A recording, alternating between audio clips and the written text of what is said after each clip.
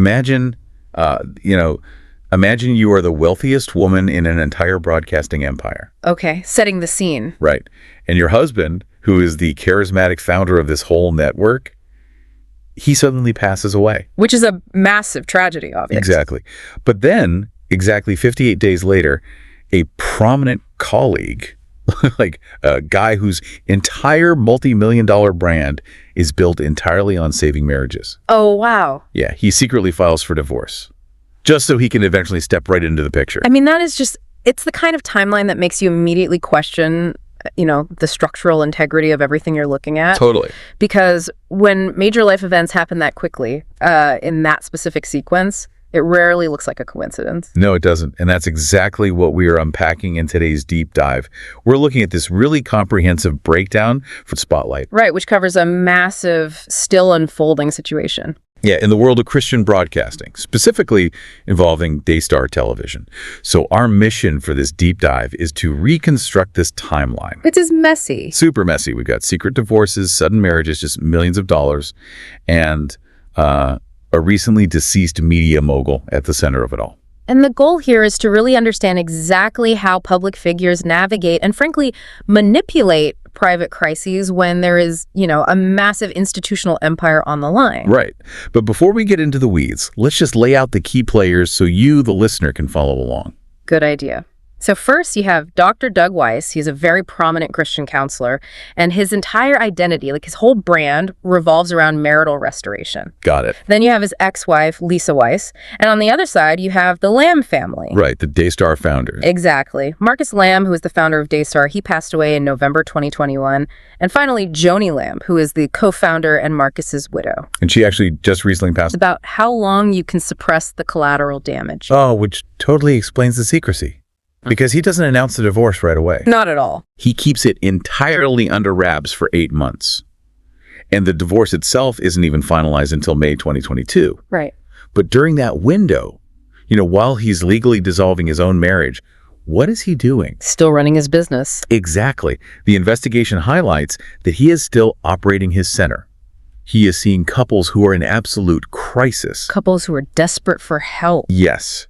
And he's charging them anywhere from $4,000 to nearly $15,000 for these counseling intensives, not even including travel costs. Mechanically, it is a catastrophic brand vulnerability. It's wild. You are taking thousands of dollars from desperate people under the premise of a successful marriage, all while the paperwork dissolving your own marriage is already filed with the state. Yeah.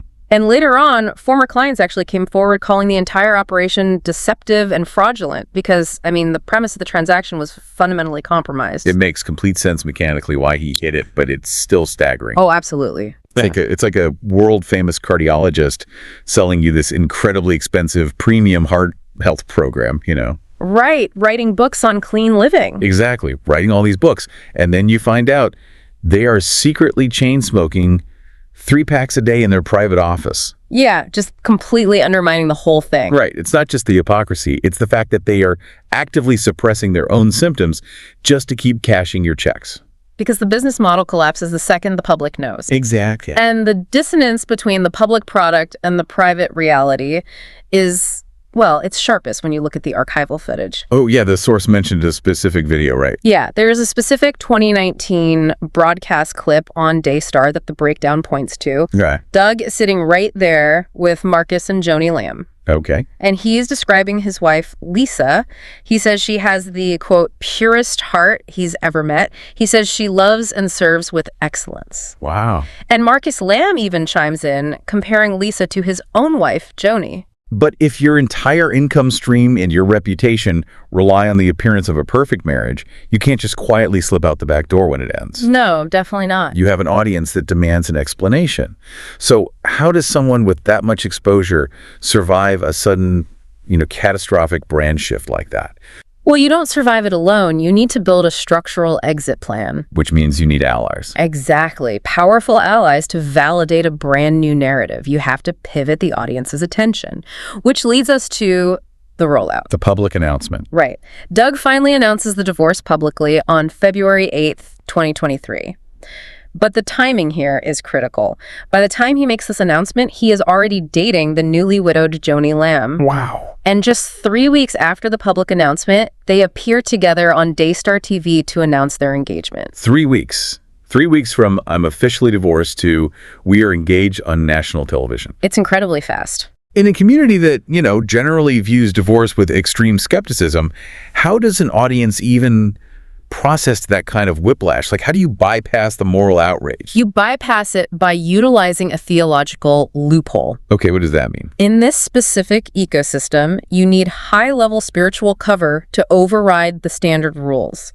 And the mechanism for that cover in this case was provided by Pastor Jimmy Evans. Right, the source talked about him. Yeah, he is the one who publicly endorsed Doug and Joni's marriage, but more importantly, he justified Doug's divorce by citing specific biblical grounds. And what were the grounds? He alleged that Lisa had subjected Doug to abandonment and abuse. But this is where the investigation uncovers a massive procedural failure, right? Oh, a glaring one. Because Jonathan Lamb, who is Joni's own son and a vice president at Daystar at the time, he pointed out that Jimmy Evans, the man providing this ultimate spiritual stamp of approval. Right, the one giving the green light. Yeah, he never once spoke to Lisa before declaring her an abuser. Not once. He endorsed a narrative that functionally destroyed a woman's public reputation after only hearing one side of the story. Which is wild, because if you look at how conflict resolution works in almost any other sector, like corporate HR, legal investigations, civil mediation, You have to talk to everyone involved. the absolute baseline requirement is that you interview all parties.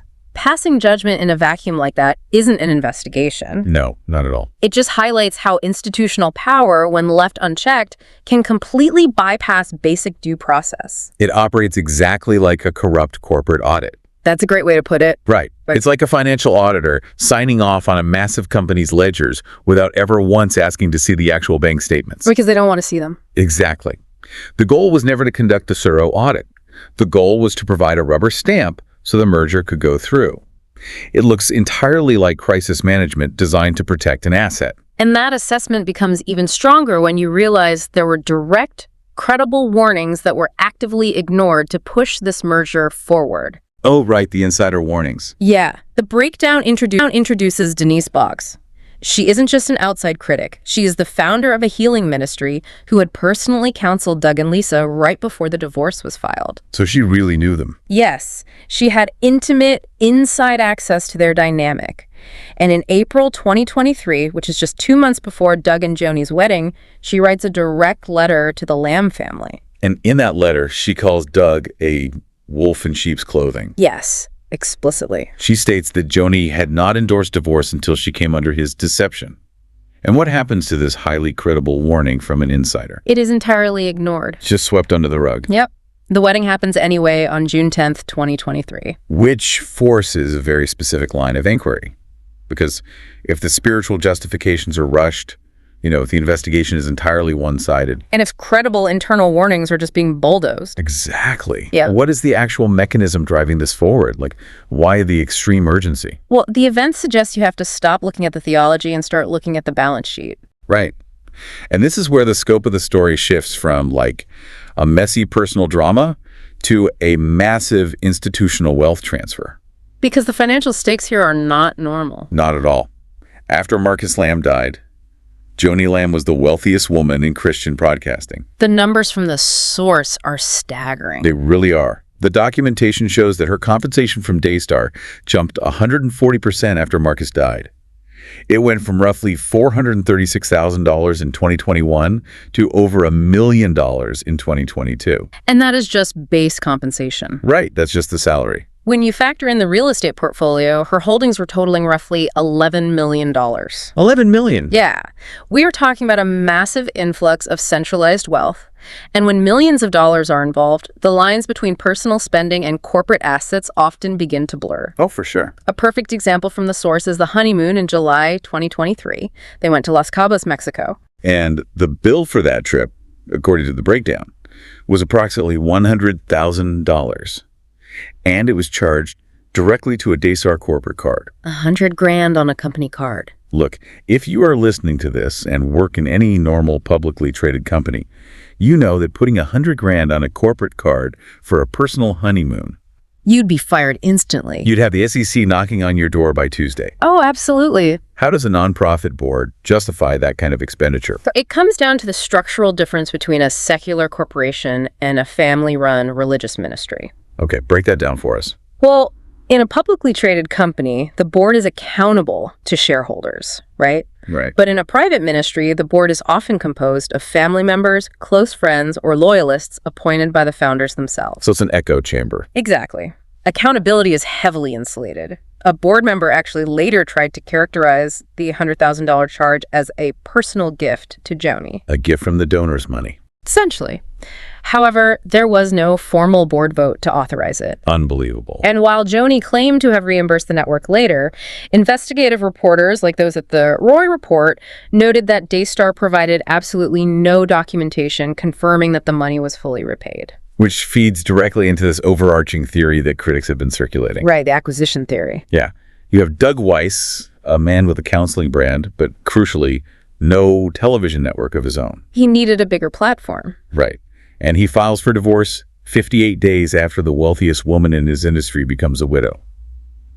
The working theory among critics is that Doug saw Joni as, quote, not just a partner, but a platform. It is a theory built entirely on the mechanics of timing and power dynamics. Yeah. Because when you look at the rapid alignment with a cash-rich entity, the deployment of targeted PR to manage the transition, And the suppression of any conflicting narratives. exactly, it mirrors the exact playbook of a calculated corporate acquisition. At what point does a whirlwind romance start looking less like a marriage and more like a hostile takeover? Well, when you run a hostile takeover playbook, Yeah. what is the first thing that happens to the people inside the organization who start asking difficult questions? They get neutralized. Exactly. They are silenced. Because they silence the dissenters internally, the human collateral in this story is just devastating. Yeah, the family stuff is rough. The Lamb family itself really fractured under the weight of this new regime. And the primary casualty of that internal purge was Jonathan Lamb, right? The founder's own son. Yes. Remember, he was the one pointing out the procedural flaw in Jimmy Evans's endorsement, the whole thing about not interviewing Lisa. Right. He spoke up. And in November 2024, Jonathan was fired from Daystar. And the mechanism for his firing is incredibly telling. Why was he fired? He was terminated for refusing to sign a non-disclosure agreement. An NDA. I mean, how do you even enforce a corporate non-disclosure agreement in what is essentially a church environment? It's a great question. An NDA is designed to protect trade secrets, not pastoral decisions. Well, in these hybrid organizations, corporate legal tools are uniquely weaponized by conflating loyalty with faith. Oh, that's insidious. Right. An NDA isn't presented merely as a legal boundary. It is framed as a spiritual requirement. It's to, quote, protect the ministry from the outside world. So if you don't sign it, refusing to sign it isn't just seen as insubordination, it is treated as a betrayal of the faith itself. wow. That is how a family business enforces silence. And the alienation from that firing, it only deepened as time went on. Okay. Because they isolated Jonathan so completely, the ultimate fallout didn't happen until the absolute end. The funeral. Yeah. Joni Lamb passes away on May 7, 2026.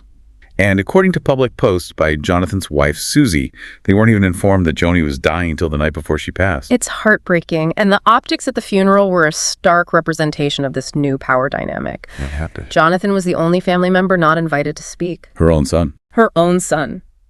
Susie posted that they were treated as outcasts, though she did make a point to add, "We forgive them." But still, the founder's own son was entirely sidelined by the new institutional structure. Completely pushed out. But amid all of this, I mean, we're talking about NDAs, firings, million-dollar salaries, public accusations of abuse. Amid all of that noise, there is one element of this timeline that feels completely out of place. Oh, I know exactly what you're going to say. It's the absolute silence of Lisa Weiss. It is the most glaring void in the entire narrative. Right. Think about the mechanics of our current culture. We live in an era where the immediate reflex to any public accusation is to pull out your phone, write a no-sap apology, or jump on a podcast to share, your truth. Everyone wants to control the narrative. Exactly. And here is a woman whose 30-year marriage was ended in secret. She was publicly accused of severe abuse and abandonment by a powerful spiritual leader. Just to justify her ex-husband's new marriage to a media mogul. Yes, her entire life was dragged into the center of a massive scandal. And her response? Complete, absolute silence. Not one documented word in public.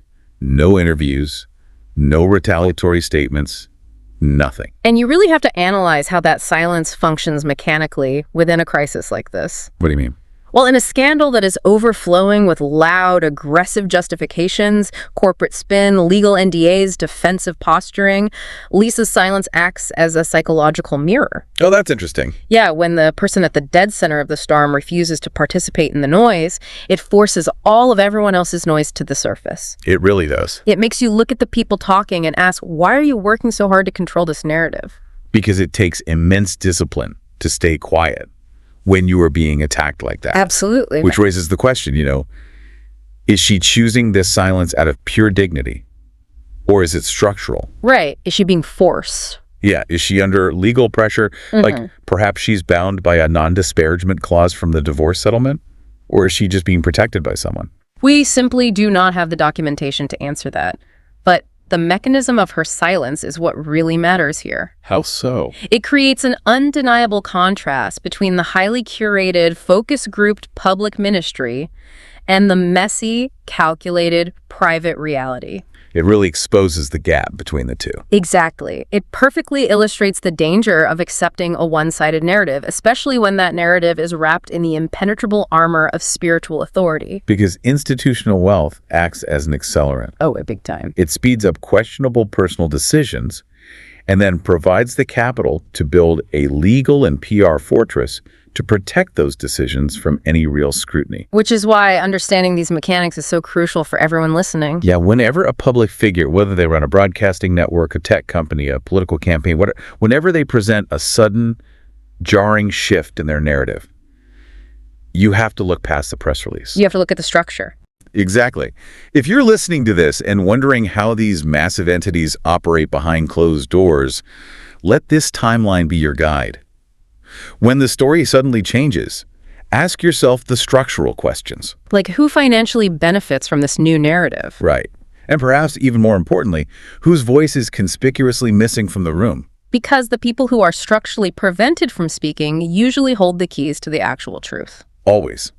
And that framework leaves us with a massive unresolved tension regarding the future of this whole empire. It really does. With Joni Land now gone as of May 2026, the Daystar empire is at a critical inflection point. It is the ultimate test of a personality-driven institution.